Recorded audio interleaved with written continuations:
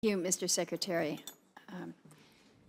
Appreciate your enthusiasm for your new role. I'm sure that will help you get through every day, and some days are easier than others. We all know that around here. Let me start my questioning by ARPA-E, because I am a big fan of ARPA-E. I recognize that when we think about the Department of Energy and the cool things that you get to do, one of the cool things is to really help facilitate some of these great, fabulous ideas that change the country, change the world.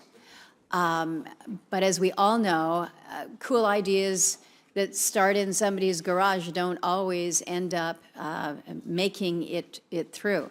We talk a lot around this committee about the so-called valley of death with energy innovations, and good things happen, but they just can't make it to that point of commercialization. And when I think of the role of ARPA-E and how it has really helped to be that bridge, its investments have reportedly spurred nearly $2 billion in follow-on private sector funding and spin-off companies to advance technology and market. This is exactly the type of thing that we should be doing. So the question to you this morning to start things off, do you support the mission of ARPA-E? And if so, if we eliminate it, where are we? I mean, really, where does that put the Department of Energy and that space that you should be occupying, which is to help really revolutionize and change the world here? Yes, ma'am. Senator, you asked the perfect question, and I think from my perspective, the result of being able to deliver the next big thing, if you will, and when you think about the Department of Energy and other ARPA type of agencies that not directly DARPA, for instance, in the internet, hydraulic fracturing was greatly assisted by the Department of Energy. I mean, there's, as you shared, extraordinary stories about the technology and the innovation that has come out of the Department of Energy. ARPA-E was created about a decade ago, and it was funded the first time in '09.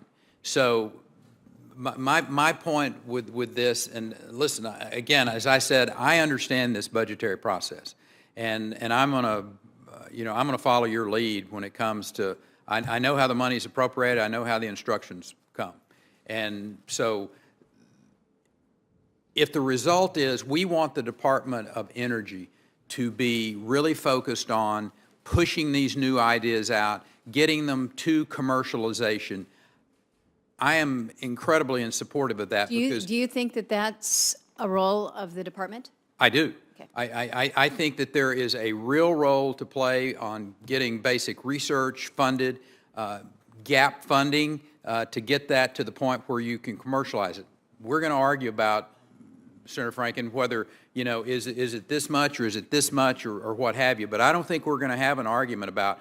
I truly believe, and you look at my history, I mean, as the governor of Texas, we helped create Emerging Technology Fund in that state that commercialized technologies that would have died in that valley of death, it's referred to, if the gap funding had not been there. I understand that. I support that. Now, Senator, we're going to have a discussion here and debate about what's the proper structure. Is it the ARPA-E structure? If that's what the Congress decides, Perry, this is the structure we're going to have, you go make it work. And I will salute and I will go get that done. Do you think the structure has not worked in recent years? I will tell you that I think it's worth having a conversation about, looking at each of these programs, having a good open discussion about, is this the proper structure? Is this the right way to deliver the result? And I've got a pretty good background of 14 years of managing a pretty big entity. And what I would ask you, Senator, and each of you in both a personal and a professional way, is I hope you will trust me, if you will, to manage this agency to deliver the results that you want. Is it absolutely in this structure that we have today? I can't tell you yes or no. What I'm going to tell you is I'm going to work with you very closely. Senator Franken asked me this off stage, and I answered it yesterday as well when somebody said, you know, defend this budget. And I said, you know, the budget was written before I got here. It was written before the second day of March, the best I can tell. And but my job is to robustly defend that budget, and I'm going to. With that said, I highly respect this process. And this is the first step of this budgetary process. As a governor, I put a lot of budgets forward. Senator Cantwell, I never got one back the way I sent it. But with that said, we're in a process. I respect that.